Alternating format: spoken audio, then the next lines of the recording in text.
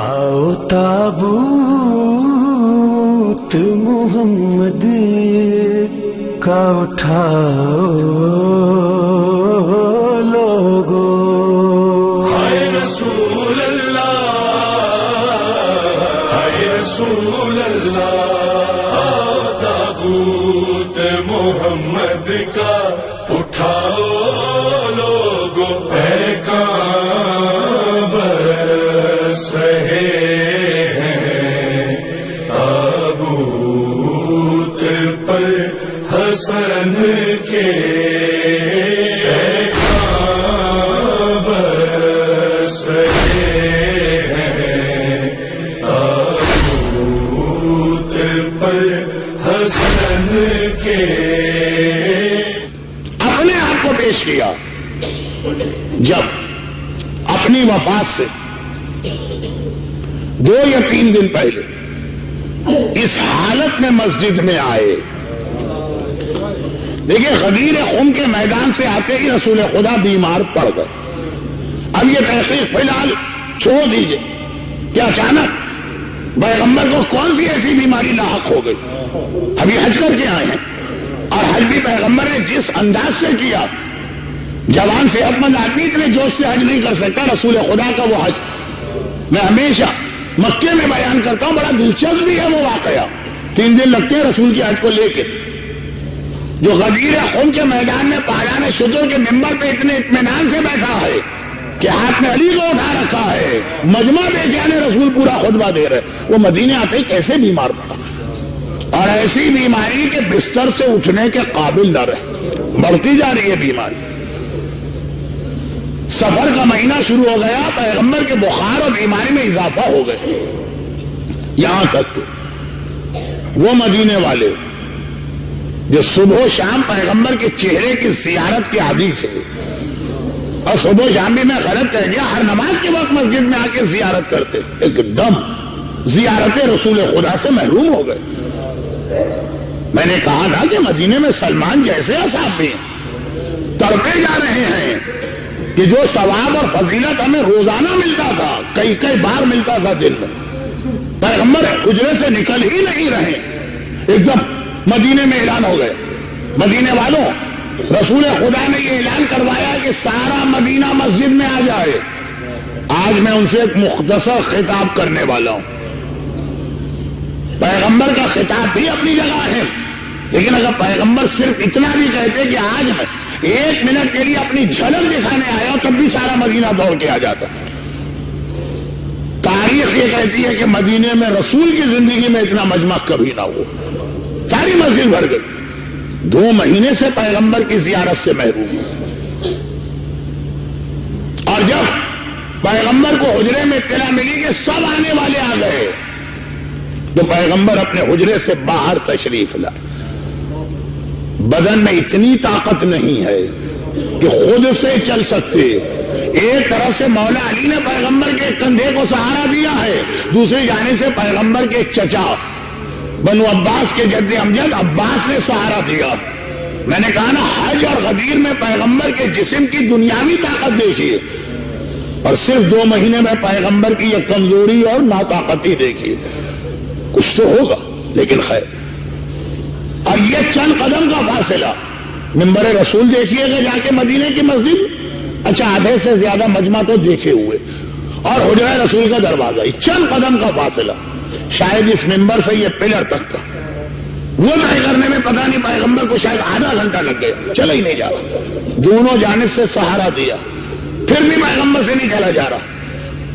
پیغمبر مشکل سے منبر کے قریب پہنچے، اور بڑی مشکل سے منبر پہ جا کے بیٹھے، اور کہا کہ اے مسلمانوں، میرا اصل موضوع 1432 ہجری کا ذہن میں رکھ کے بات سنیے گا۔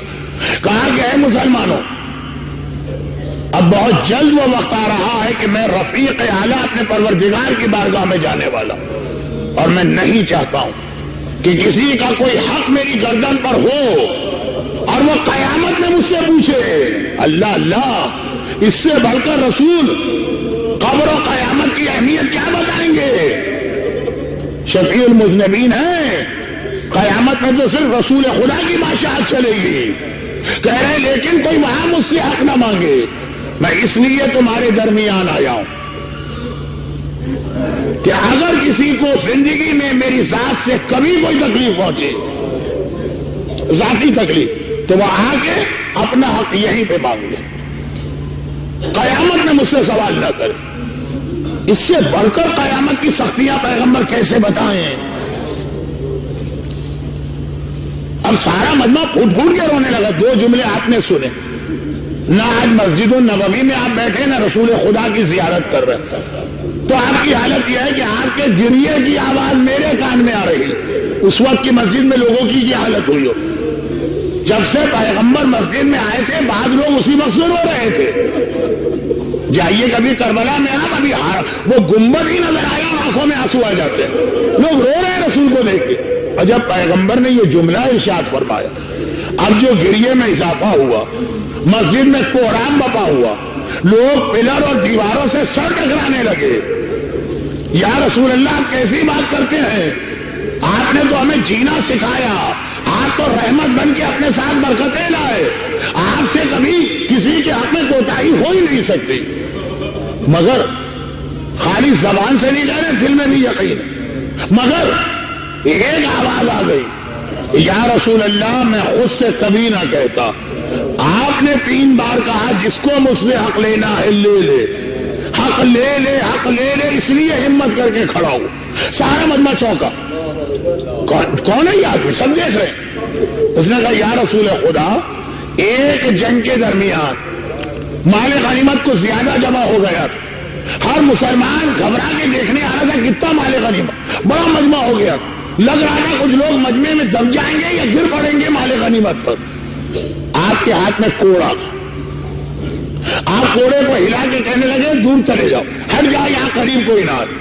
آپ کا کوڑا میری کمر سے ٹکرا گیا، میں کچھ نہ کہتا، اتنے سال گزر گئے میں نے آج تو کچھ نہ کہا، خود آپ نے 3 مرتبہ یہ بات کہی۔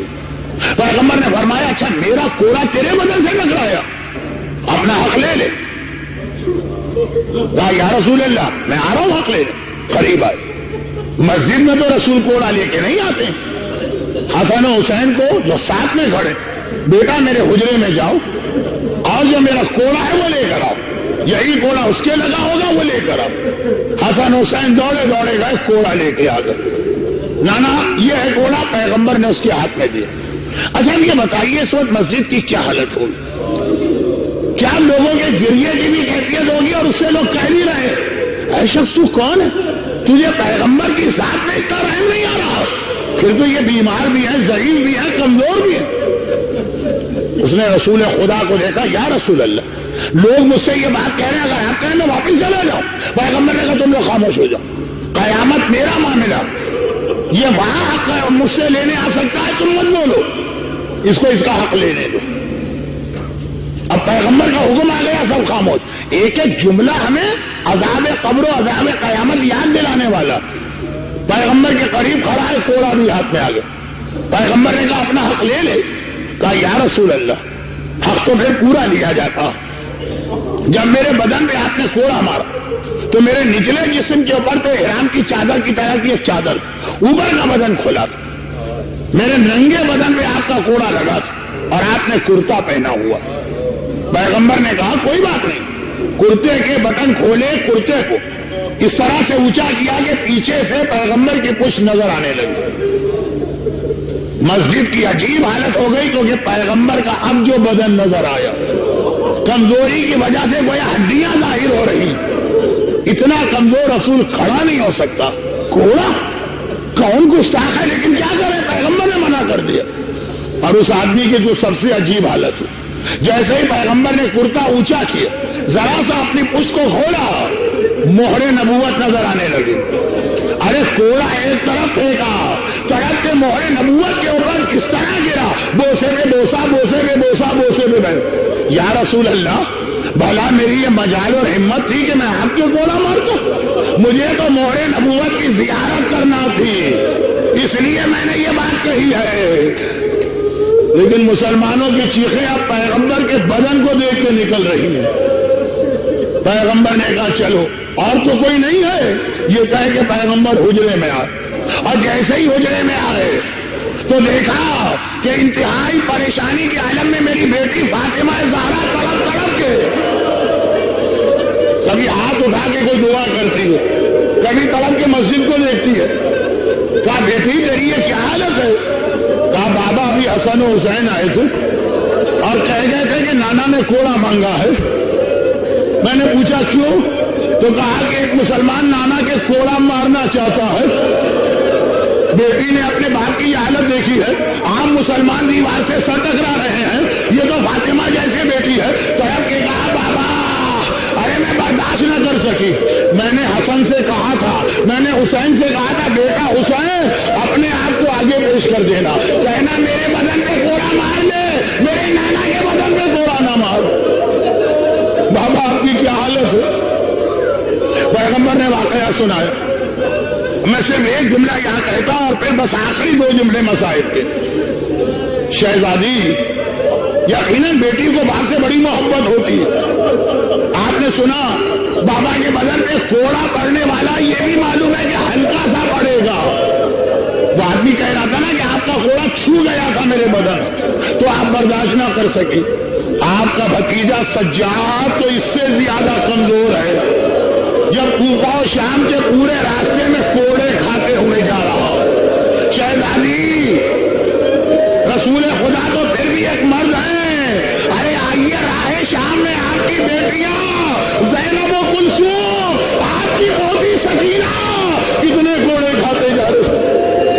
اور اب پیغمبر اب آ کے اس طرح سے بستر پہ گرے کہ کل صبح تک 28 صفر تک سوائے واجب نمازوں کے بستر سے نہ اٹھے.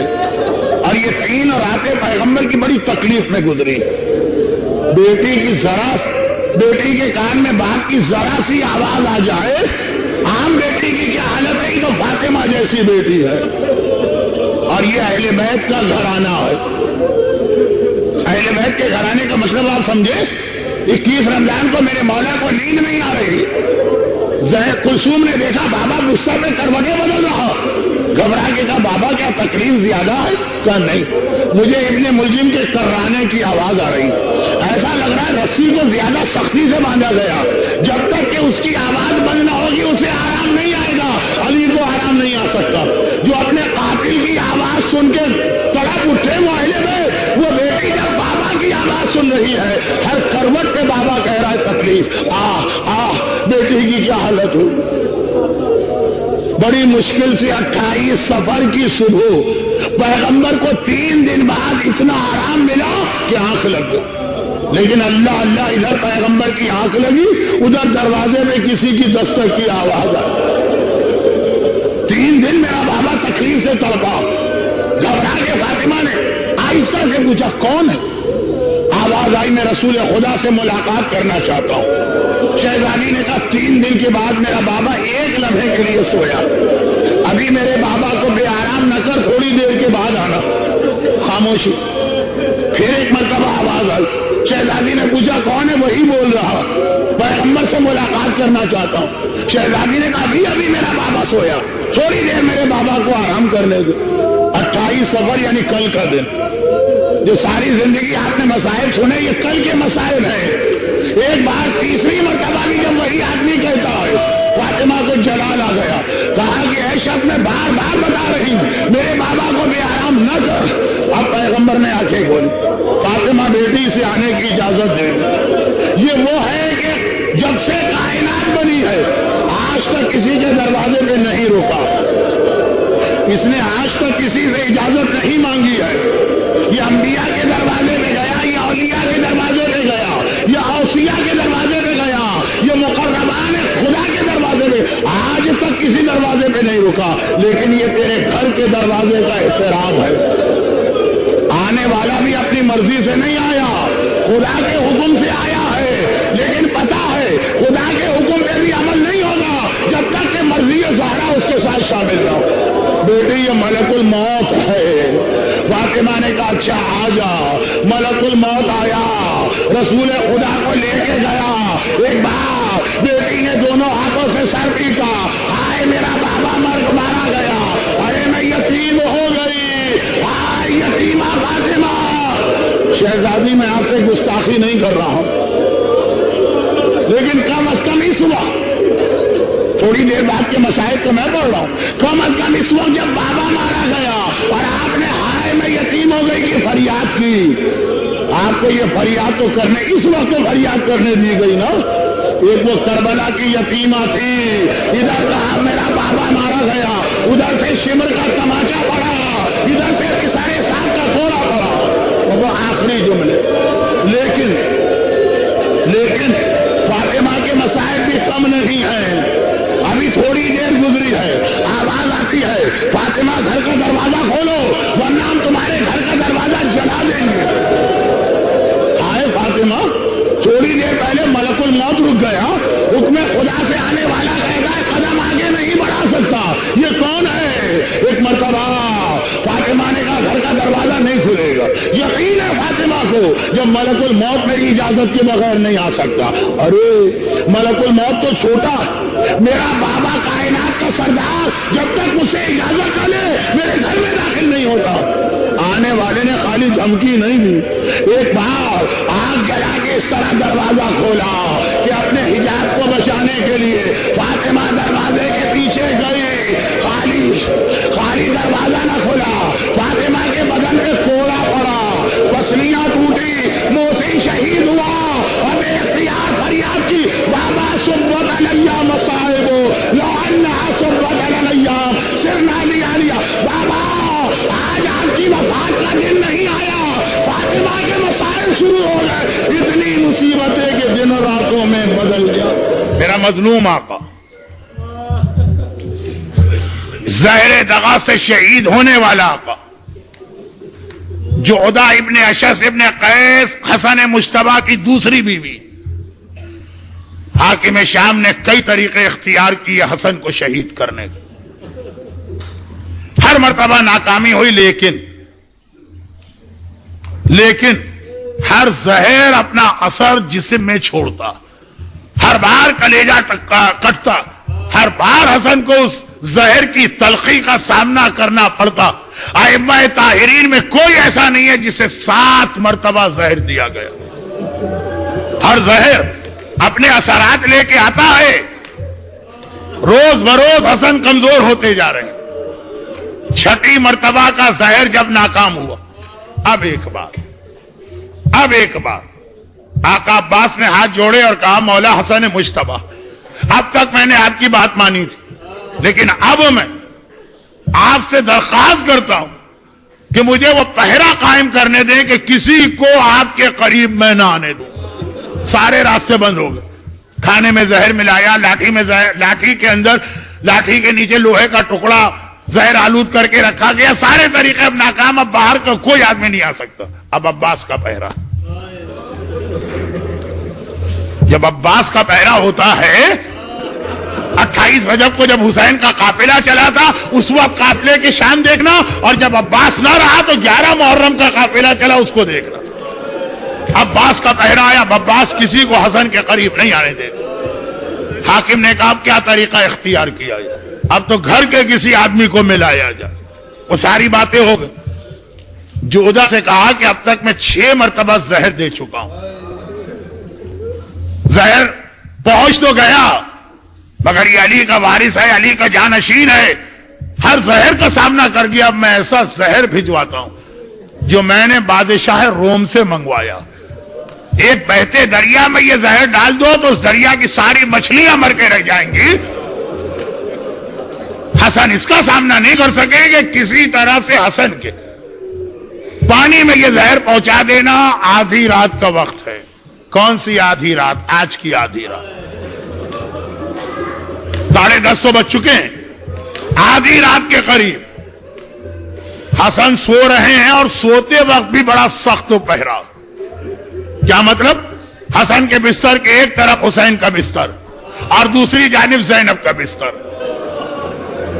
भाई और बहन अपने हिसार में लेके अपने बड़े भाई और सरदार को सो रहे हैं। जोधा आहिस्ता आहिस्ता आती है वो मलऊना, और एक बार हसन के सरहाने जो पानी की सुराही रखी, थोड़ा सा जहर उसमें डाला और इसी तरह आहिस्ता से चली गई। اچانک، اب یہ ساری چیزیں معصومین کے علم میں ہیں، اچانک حسن مجتبیٰ کی آنکھ کھلی، اور ایک مرتبہ حسن مجتبیٰ نے سرائی کی جانب ہاتھ بڑھایا، زینب کی آنکھ کھل گئی، کھٹکے سے سوتی تھی زینب، بھائی نے کروٹ بدلی، زینب کی آنکھ کھل گئی۔ دیکھیں ایک بات یاد رکھیے گا، زینب حسین سے جو محبت کرتی ہیں، حسن سے بھی کم محبت نہیں کرتی ہیں۔ گھبرا کے کہا بھیا یہ زحمت کیوں کر رہا، میں تجھے پانی پلا دوں۔ حسن کو پتا ہے نا پانی میں کیا، حسن نہیں چاہتے کہ زینب کا ہاتھ اس پانی کو لگے۔ زندگی میں کبھی زینب کو یہ خیال زندگی بھر رہے گا، ہائے وہ پانی تو میں نے خود بھائی کو دیا تھا۔ بہن دیکھیں، بہن وہی سوال کر رہی ہے جو ایک بہن کو کرنا چاہیے، بھیا زحمت نہ کر، میں یہ پانی کا نہیں بہن، اس وقت بحیثیت امام حکم دیتا ہوں رک جاؤ، بہت کمزور ہے میرا امام، کروٹ نہیں بدلی جا رہی لیکن سراہی سے پانی کوزے میں لیا، پانی کو دیکھا، یہ پانی کی دعا تو نہیں ہے جو حسن پڑھ رہے، انا للہ و انا الیہ راجعون رضاً بقضائک و تسلیما لامرک ارباب ازا، یا یہ جملہ حسین نے اصغر کا لاشا اٹھا کے پڑھا، یا حسن مجتبیٰ نے پانی کا کوزہ لیا، ایک بار پانی پیا، صرف ایک گھونٹ لے سکے، کوزہ ہاتھ سے پھسل کے گرا، حسن بستر پہ الٹ کے گرے، قریب تشت رکھا ہے، زینب سے پوچھی، شہزادی وہ تلہ زینبیہ پہ کھڑے ہو کے حسین کی شہادت کا منظر، اور آج روضہ رسول کے قریب بیت حسن کا یہ منظر، کلیجہ ٹکڑے ٹکڑے آ رہا ہے، حسن مجتبیٰ کا کلیجہ نہیں، بھائی کا کلیجہ بہن کے سامنے کٹ کے گر رہا، بھائی کا کلیجہ بہن کے سامنے کٹ کے گر رہا۔ عجیب زندگی ہے زینب کی، کبھی یہ منظر دیکھا میری آنکھوں کے سامنے بھیا کا کلیجہ، اور کبھی وہ منظر دیکھا حسین کے سینے پہ شبر سوار ہے اور خنجر چلا رہا، گھبرا گئی زینب۔ حسن اور حسین اور زینب نے آقا حسن کو لٹایا، اور ایک مرتبہ حسن نے کہا زینب بہن ام فروہ کو بلا کے لے آنا، ام فروہ آتی ہے، عجیب منظر دیکھا، 35 گھڑی ہیں مگر اکیلے تو نہیں آئی نا، 13 مہینے کا قاسم ماں کی گود میں ہے۔ حسن نے کہا فروہ ایک وصیت کر رہا ہوں، یہ تعویذ لے لو، میرے قاسم کے بازو میں باندھ دو، جب میرا قاسم کسی بڑی مصیبت میں پھنسے تو یہ تعویذ کھول کے دیکھ لینا۔ حسن دنیا سے جا رہا ہے مگر ابھی بھی کربلا یاد آ رہی ہے، ہائے کربلا جہاں میرا حسین اکیلا رہ جائے۔ ام فروہ کو تعویذ تو دیا، اور بے اختیار کا السلام علیکہ یا جدہ، السلام علیکہ یا بتا، السلام علیکہ یا امی، نانا سلام، بابا سلام، اماں سلام۔ زینب گھبرا گئی، بھیا خیریت تو ہے، یہ کسے سلام کر رہا؟ کہا نہیں دیکھتی یہ میرے سامنے نانا رسول خدا کھڑے ہیں، یہ بابا علی مرتضیٰ کھڑے ہیں، یہ میری ماں فاطمہ گود پھیلائے کھڑی ہے، اور کہہ رہے ہیں حسن بیٹا ہمارے پاس آنے کی تیاری کر۔ بہت مختصر جملے، جنازہ چلا تو مگر قبر رسول کے قریب پہنچ کے روک تو دیا گیا، خالی روکا نہیں، کمانے کھینچی، 70 تیر نکلے، حسن کے جنازے میں 70 تیر بے بس ہوئے۔